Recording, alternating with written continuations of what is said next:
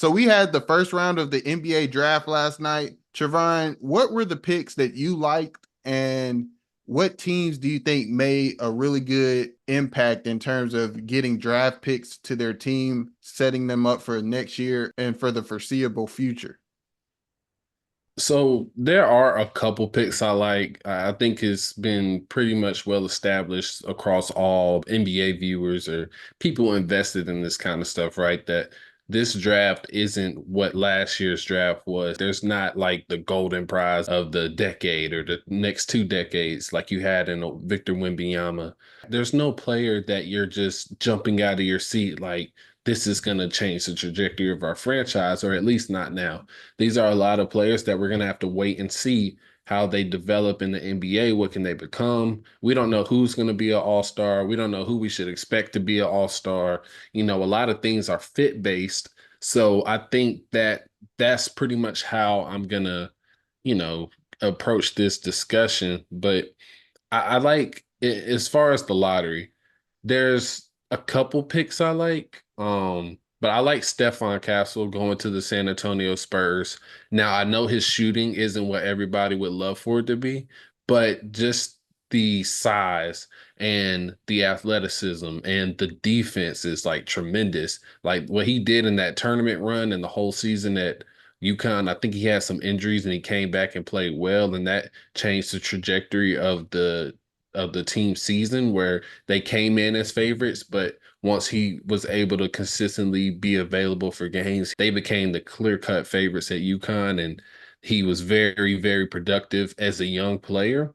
I think just him being a part of a system like that, playing for a tough-nosed coach, a guy that's intense. Dan Hurley is one of the most unique coaches I've seen in a while, especially for college, where he's intense. He likes things to be structured in a certain way, but he's also like a player's coach in a way. You can tell that he Yeah. can really connect with his guys, and I think that's very amazing. But I think that's going to translate over to San Antonio just with the legacy that the San Antonio Spurs are. Coach Pop and his stature and status. I think he's going to be very coachable. I think he's going to plug and play wherever they need him to be. And from what I've heard is that he considers himself a point guard. Now, I didn't see him being the primary ball handler. That was more of the guard at UConn, Tristan Newton.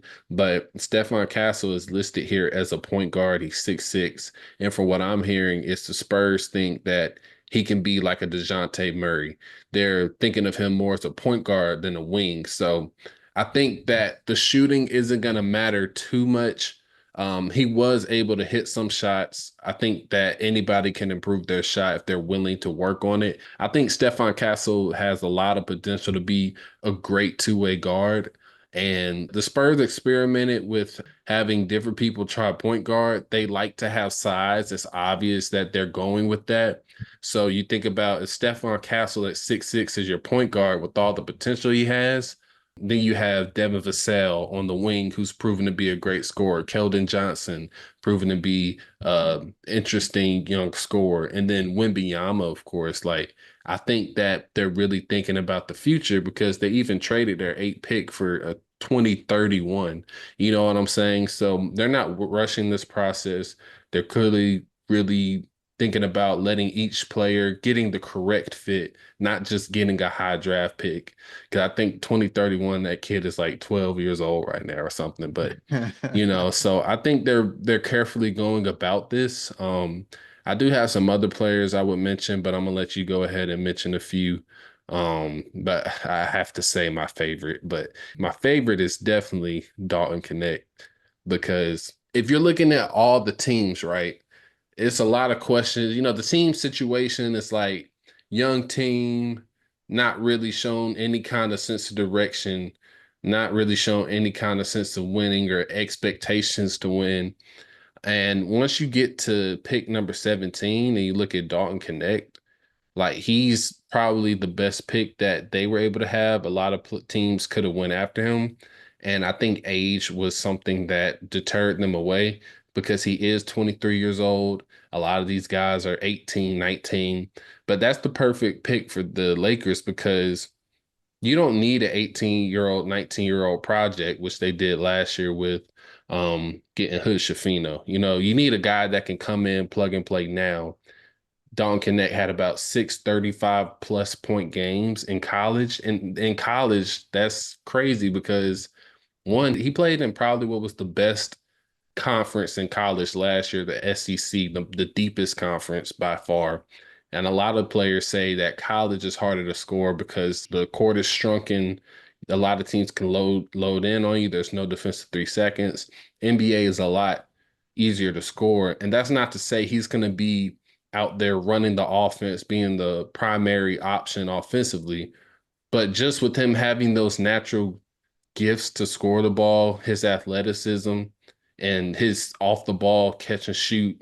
You can move him off the ball. They ran a lot of floppy for him from what I saw his games at Tennessee. He's just going to be a perfect off the ball player. He has size. He's not a terrible defender. I know he can improve on that. I think every college player can improve on that. I think he's just an easy plug and play fit. Maybe not a starter. The Lakers have been, I've heard a lot of ideas about shopping Rui Hachimura. I think he could be I think he's a better offensive player than Rui, to be honest.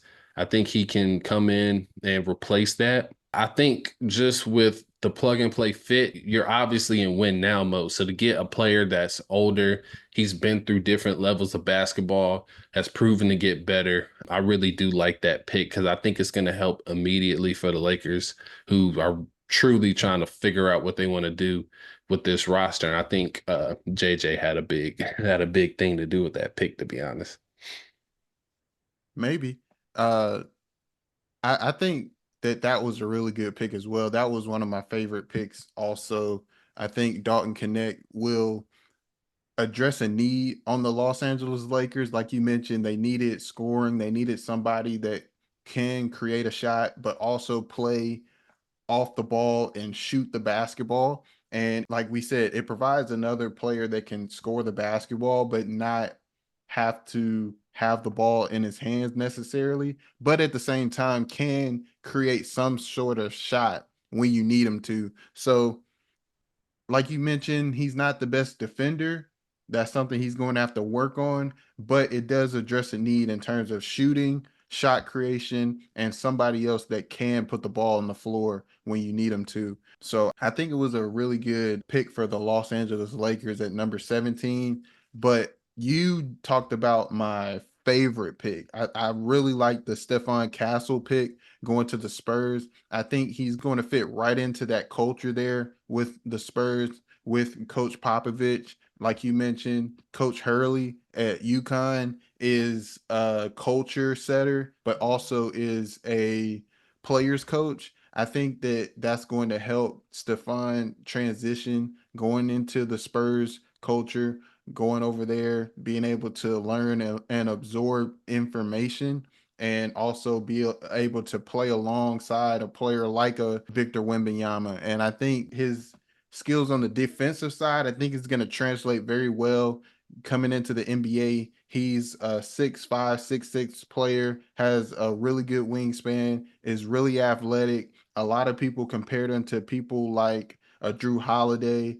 And I don't really like comparisons, but I think when you look at his ability to play defense, it does compare a little bit to a Drew Holiday, who is a big guard and can move his feet, athletic, strong. So, not saying he's going to be Drew Holiday, but I can see some similarities in that. And then offensively, I think he can put the ball on the floor. I think he, like we mentioned, he's athletic. He has a really good basketball IQ, which you have to have when you're playing for Dan Hurley at UConn. And I think that's going to translate going into the Spurs system as well. I think it's a really good fit. And you talked about his shooting. I think that is the thing that he is going to have to get better at. He wasn't a terrible shooter necessarily, but I think he can improve there. And I think he will once he goes to the NBA and he puts the work in. And to pair him alongside player like Victor Wembanyama. You talked about Devin Vassell, Keldon Johnson. I think that the Spurs are building a really good team there. And I think Stephon Castle fits right into that plan and that team. And I think that he can make a really big impact, especially on the defensive side of things. And then as he grows, I think he's going to have a bigger role on the offensive side of things as he moves forward in his career. I think he's a really good two-way player. Another pick that I really liked was it was picked by the Spurs, but got traded to the Timberwolves. I think this pickup by the Timberwolves getting Rob Dillingham, I think that that addresses a need that the Timberwolves needed. They needed another shot creator. They needed somebody else other than Anthony Edwards to be able to put the ball on the floor and create offense for himself, and not just for himself, but for his teammates as well. So I think that that was a really good pickup. He's a three-level scorer. He's an explosive scorer. He has really good athleticism, and he's a really good passer as well. The only thing is he is a smaller defender. I think that he does give effort on the defensive end, but he is a smaller defender, which can be a issue in some cases. But I think that he can make an impact moving forward into the future. And one other thing, though, these are rookies, so not necessarily saying that they're going to have this tremendous impact or sway on the outcome of this next season, but I think that they do address needs for these different teams, and I think that they can have some sort of impact going into this next season based off of their style of play and what the teams need and the spaces that they need to fill.